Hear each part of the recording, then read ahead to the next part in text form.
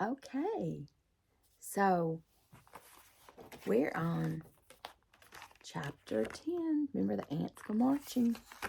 Chapter 10 of The Little Shrinking House, The Mysterious Shrinking House. Louise Curry. I think I'm around 100 videos now. So I hope you'll listen to some of my bedtime stories and story time and enjoy those with your children. Maybe you could curl up together and listen, be read to by me, and just relax and have a pleasant night's sleep. So anyway, we're on Chapter 10, so let's jump right in. Mindy could almost see the wheels turning in his mind. Why should these things have been so neatly placed on the table when everything else in the house that was not fastened down was on the floor? Yet would anyone sit reading by candlelight in a house that had been carted away in a van? Had the book and candle perhaps been there? How long had it been? 48 years ago, he pulled nervously at his little mustache, trying desperately to remember. Nothing must happen now.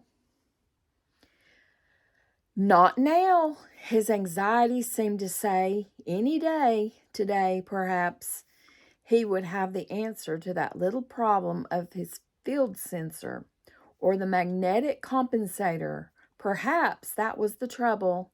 To be so close to triumph, the professor squinted at the tiny shreds of cellophane gripped in his tweezers. What could they mean? Why neatly placed on a plate? He gave a sigh.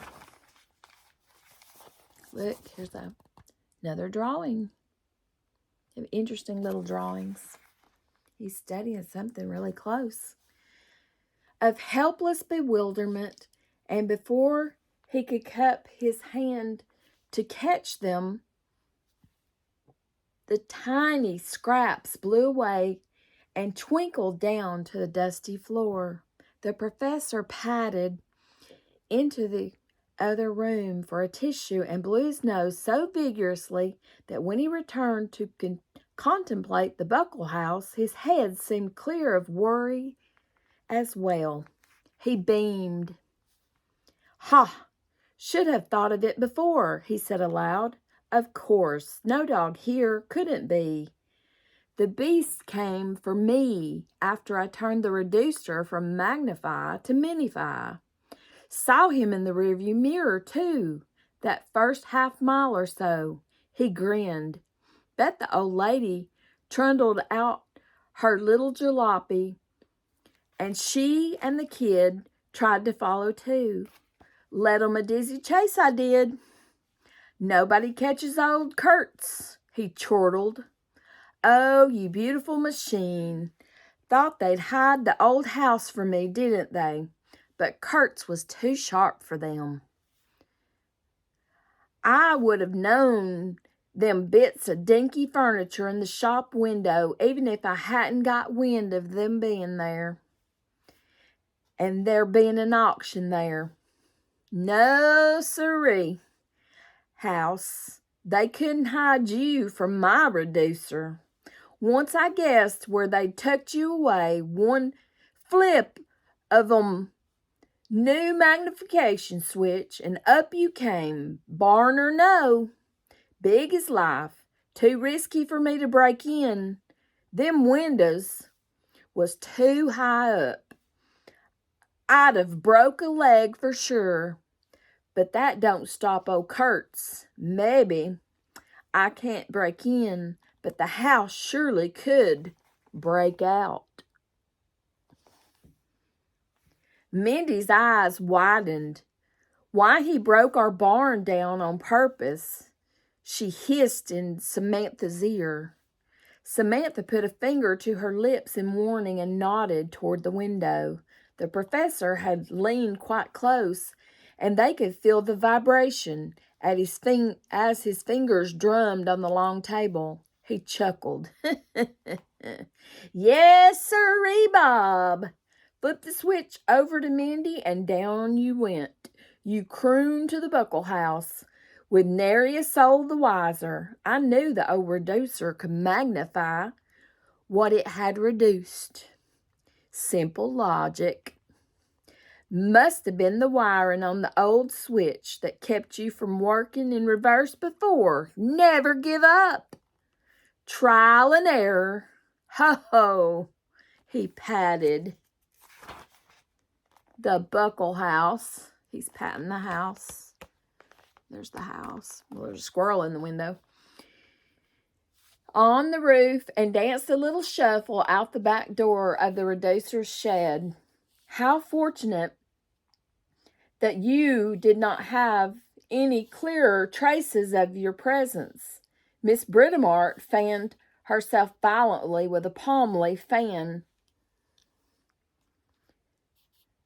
bearing the legend, "Visit Atlantic City." We would have been forced into an exceedingly unpleasant situation. Mrs. Bright's eyebrows went up inquiringly. "Well, yes, dear lady," said Mr. Doppel. He looked as if he were about to fall down in a fit of timidity and mortification. "You do see, don't you," he quavered, "that he would still have no intimation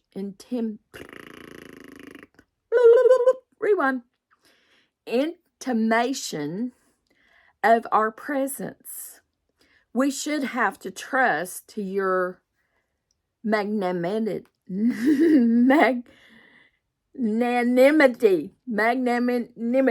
Yeah, that's it." Mindy understood his tone sufficiently to understand the little speech without knowing precisely what magnanimity might mean. She stared unbelievingly around the circle of timorous oldsters gathered in the entrance hallway of the inn. Fearful and tenacious, they meant to keep to their little kingdom until they shriveled, no matter what. They meant that Mrs. Bright and Mindy would have to go the who broke the uncomfortable silence.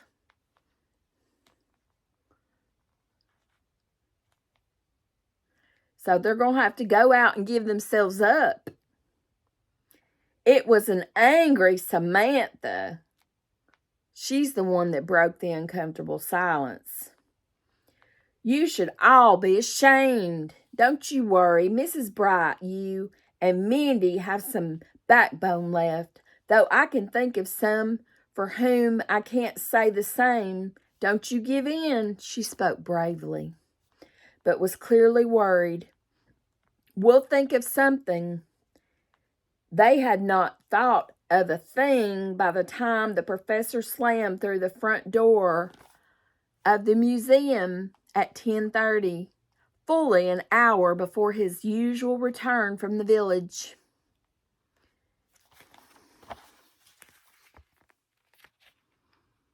He had the look of a small thundercloud ready to spit lightning and rumble furiously at the slightest prod. In an angry rush, he hurled the late morning final of the Mosstown Monitor on the floor, fastened the "Closed Today" sign on the front door, drew down all the blinds, and switched on the electric lights.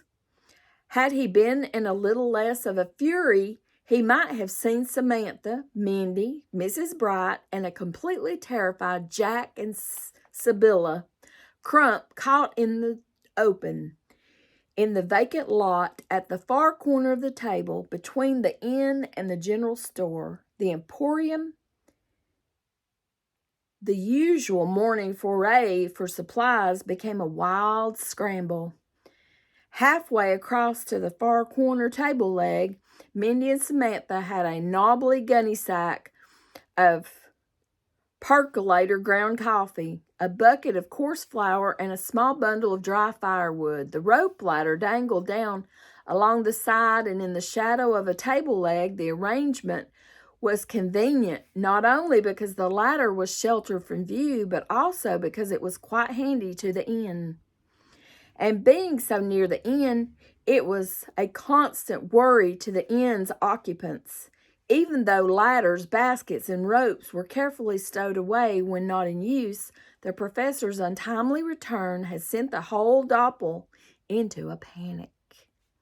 After an angry tongue lashing from Mrs. Bright, only the Crumps had been persuaded to come out and lend a hand at the winch. While Mindy climbed, Mrs. Bright suggested Samantha could ride up in the large basket. I couldn't very well, I bet it's going to say do that. I couldn't very well, hold on. Boop, boop, boop.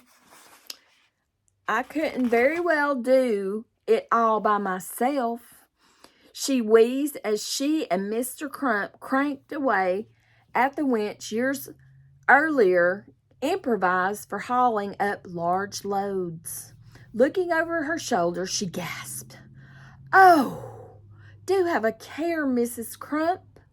The small supply bucket was swaying upward toward the edge of the table. Sibylla stood at a window on the inside porch, feet planted against the window seat, and she hauled at the rope hand over hand. The bucket lurched up an inch at a time, an unsteady progress that stalled as the bucket came to an abrupt stop under the edge of the table. "Oh dear, it's stuck. Whatever shall I do?" Poor Sibylla moaned, casting frantic glances around the floor and over the porch ceiling, as if help might come out of the woodwork. She was too nearsighted to make out what had gone wrong. I can relate. I'm nearsighted too. "Hold on, old girl. You're doing just fine. But you hold on a minute, just like you are." Mr. Crump puffed the words out in a windy whisper for the spot near the Emporium's side door, where he and Mrs. Bright cranked away at the rope that was bringing Samantha up in the inn's large wicker laundry basket. "Just you hold still. We get little Samantha up, honey," he said. "Any of that coffee and firewood goes on the floor, we're in for it." Sibylla tried to tie the rope to a nearby table leg, but her old fingers seemed all thumbs, and twice she tied one of them into the fumbled knot. "Drat," she muttered. "Danged. If I don't think Mrs. Bright has the right of it, it's eyeglasses I need, and something for my poor stiff joints." She was almost in tears when Mr. Goff sidled through the inner doorway to tiptoe up beside her like a timid elephant. Patting her awkwardly on the shoulder, he said, "You hang on there, Sib," in a whispery croak. He eased out the side door with a surprising agility and a rediscovered courage that surprised no one so much as himself. He headed for the bucket. As Samantha and the basket came up to the table level, she was greeted by an astonishing spectacle across the rooftop. She saw the top of the professor's head as he banged out the back door and into the shed. In the angle between the Lilliput Inn and the Emporium, in full sight, had he turned to look, and dignified Miss Umstaff trotted across the grass-green table with a load of firewood, cradled in her hiked-up skirts. Sibylla came after with the basket of coffee, and Mr. Goff, looking alarmingly like a large bundle of blue blankets about to roll over the edge, was letting the bucket down to Mindy for the pail of flour and the rest of the firewood. The big laundry basket passed in on the way down, and with Samantha at the winch. Mindy and the last of the supplies made a neck-and-neck race of it on the way back up. At the same time, Mr. Doppel hauled up the rope ladder and lugged it to its hiding place under the window seat on the inn's porch. He was back to steady the basket when it bumped against the table and swayed perilously, and to give Mindy a hand out. Not a moment too soon. A large handkerchief flapped in the attic window where Mrs. Morrissey kept watch. The professor was already at the back door. Mindy and Mr. Goff were the last to reach.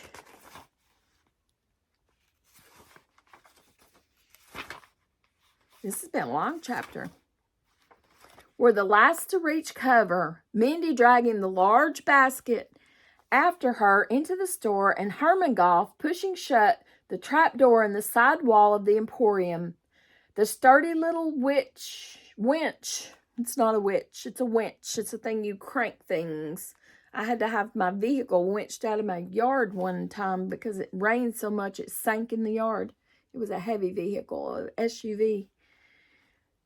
So the winch disappeared into the wall as the panel closed. Inside, Mr. Crump shot the trapdoor bolts home. Mindy held the door open and Mr. Goff lumbered through it. "Gus'll have the ladies safe in the keeping room," Mr. Goff said when he had caught his breath. "So we're all accounted for but the Reverend." "Aye, surprised me," the Reverend did. Jack Crump wheeled a small fire screen marked $4.95 around to hide the winch, now inside from the large front windows of the store. Mindy's attention veered from the fascinating shells of Phoenix silk hose, 75 cents, one-button Union suit, $1, and Hallmark shirts, $1 and up, with tabs for fastening on fresh collars, 2 for 25 cents. "Why, where's the Reverend?" Old Herman Goff shook his head in wonder. "Never thought I'd see it. Never thought I'd see the Reverend let loose of his dignity. I tell you, little lady, it did my heart good to see him herring across the back way to the church, coat-tails all aflap, and brave as he was spry, meant to raise a distraction. If we needed it, play the organ or ring the church bells. I reckon Etta would have signaled him from up where she is." "Gosh, Jack," he said, a note of worry creeping into his voice. "I hope the old duffer made it back safe." But Mr. Crump's alarm was directed elsewhere. "Herman, you get out of that swivel chair and down behind the ice boxes." The professor just hove in sight. His mustache fairly bristled. "You little girl, Mindy? Mindy? Mindy? What say you scamper yourself up that front window there and see what the old buzzard's up to? Me?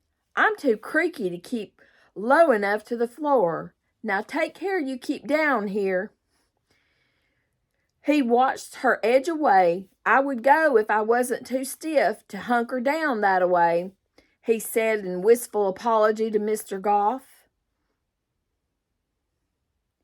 Mindy crept along between the toothpaste, soaps, and sundries, and the bicycle pumps, air guns, and vacuum jugs, then made a dash across the open-end aisle to shelter below the display rack of cigarettes, Fatima's 15 cents, and the magazine rack far away down at the end of the long open U at the table down was perched on.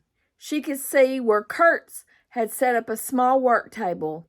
As she watched, he picked up the buckle house, hoisted it across the smaller table, and began systematically to remove its furnishings, all the while muttering angrily to himself. He forced windows, tweezed open wardrobe doors, and in fact did everything but turn the house over and shake it. Fortunately, he was so angrily intent upon his work that he did not once look up, or he might have seen 3 faces watching him. 3. There were 3 faces watching avidly from the emporium window, for Mr. Goff and Mrs. Crump had found curiosity stronger than caution. It was Mr. Goff who guessed the professor's intention. By Jingo, he does know you and Mrs. Bright are here.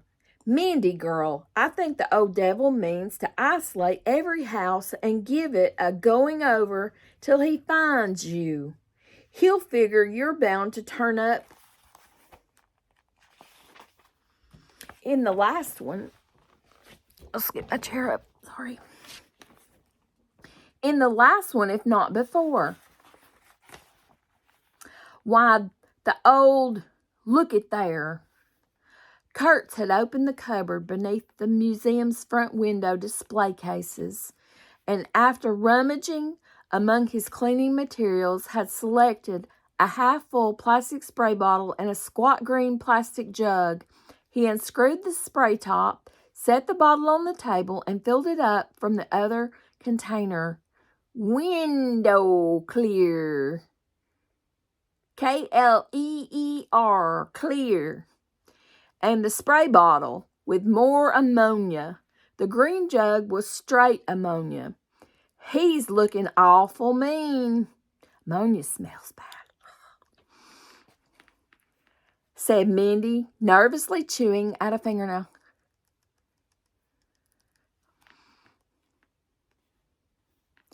He looks like somebody who'd torment kittens.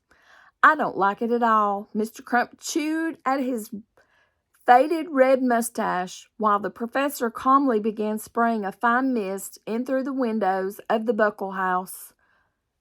Why, one whiff of that stuff and a body couldn't help giving himself away with coughing.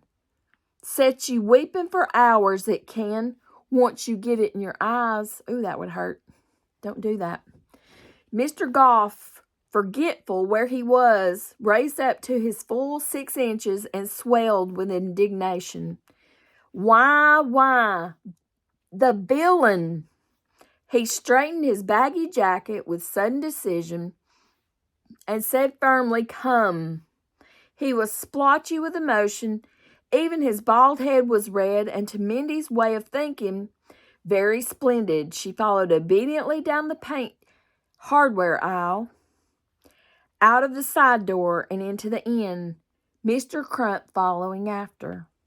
There, that's what set him going, said Mrs. Bright. She pointed down from the window to the museum floor and handed Samantha's field glasses to Mr. Goff. Everyone was crowded into the attic of the inn, everyone except the Reverend Edwards. With Kurtz working no more than 3 feet away from the church, there was considerable concern for the Reverend's safety. Yes. Mr. Doppel and Mr. Crump had resolved to go after him if he were not back within 10 minutes. Mrs. Morrissey fretted. I gave an all-clear wave, but he didn't signal back. Well, I swan, exclaimed Mr. Goff. He passed the binoculars to Mindy and pointed to the newspaper that the professor had thrown on the floor. It was the Mosstown Monitor. In the middle of the front page, under the heading, Horace on the Trail, a rather muddled paragraph described the baffling occurrences in Brittlesdale. The following paragraph read, but help is on the way. Early this morning, news came from the Murphy's Corners that Horace, the Great Dane, supposed last night to have been among the abducted, passed through the mountain hamlet shortly after dawn. Murphy's Corners is 40 miles north of Brittlesdale. Mr. John Hallam, father of the missing Mindy, he's the father, he's Mindy's dad, believes that the dog is on the trail of his young mistress. Officer Edward Beagles, it's Beagle, single, one dog, Beagle, reports that old Horace has a darn good nose. State the local police are now on the lookout for the dog. Horace. North. North? Said Mindy. Good old horse. But why is he going straight north? Let's find out. I don't know. Look, here's Horace. He's running. There's the dog. There's a drawing. Somebody sketched that with a pencil. Looks like. Mrs. Bright figured rapidly in her mind. How many miles could a dog cover in an hour? He'll be following all that roundabout way we took, dear. He can't possibly get here before tonight, and the trail will be growing fainter all the while. Broom now. The professor had switched on a battered little transistor radio for the 11 o'clock news. Horace, that great Dane we've been hearing so much about, has now passed through Benmauer, crossing